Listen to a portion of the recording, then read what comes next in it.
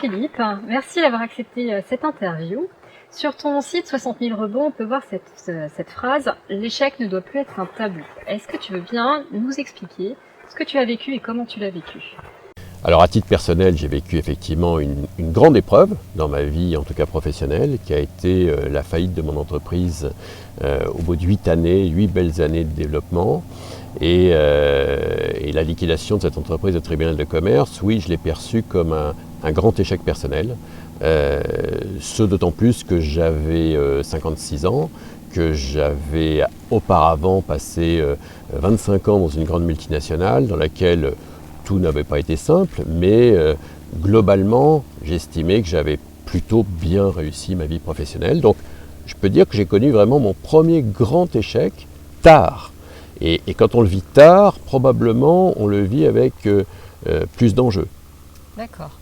J'ai une autre citation donc on peut d'ailleurs retrouver sur une vidéo de Les Vertus de la faillite, que je recommande à tout le monde, où tu dis j'ai un rêve, c'est que le regard sur l'échec et sur la faute évolue.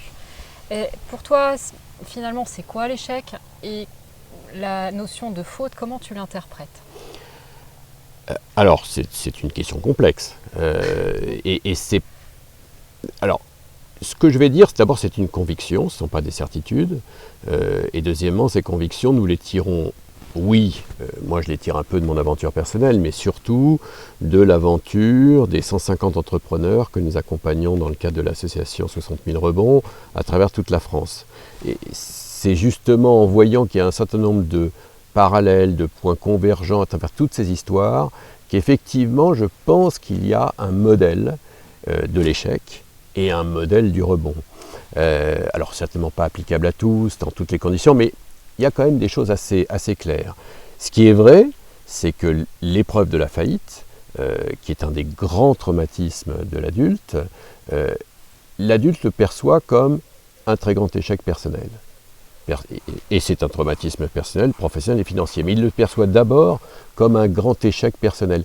Comme si ça nous rappelait finalement nos mauvaises notes à l'école.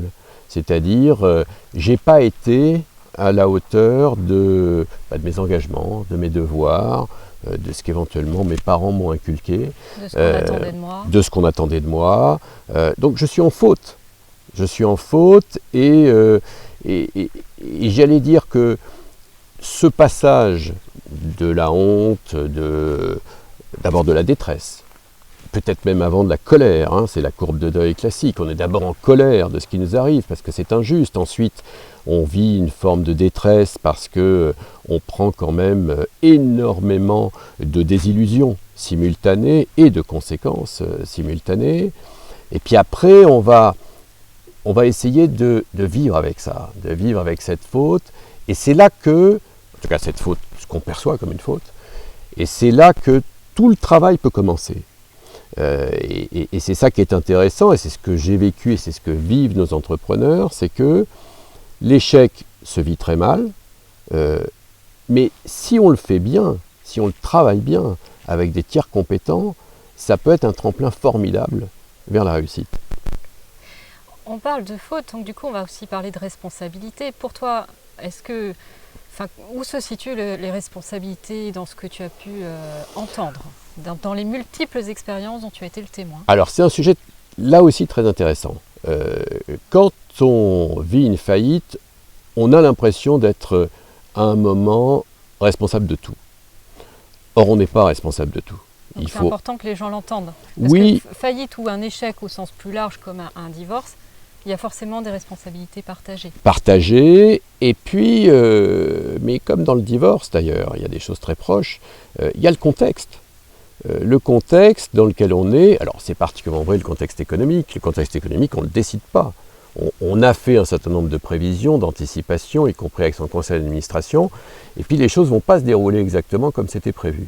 Voire, moi j'ai vécu la crise de 2008 comme beaucoup d'entrepreneurs, personne n'avait prévu un retournement aussi violent et brutal de l'économie internationale qui nous a impacté directement.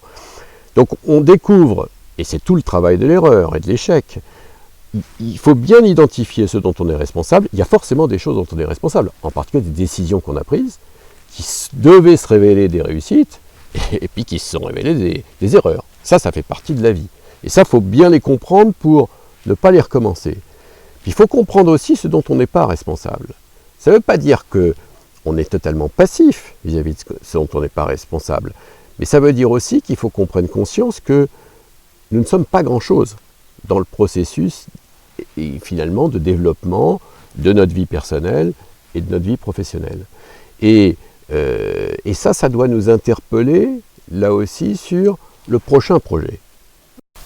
Merci beaucoup Philippe d'avoir répondu à toutes les questions.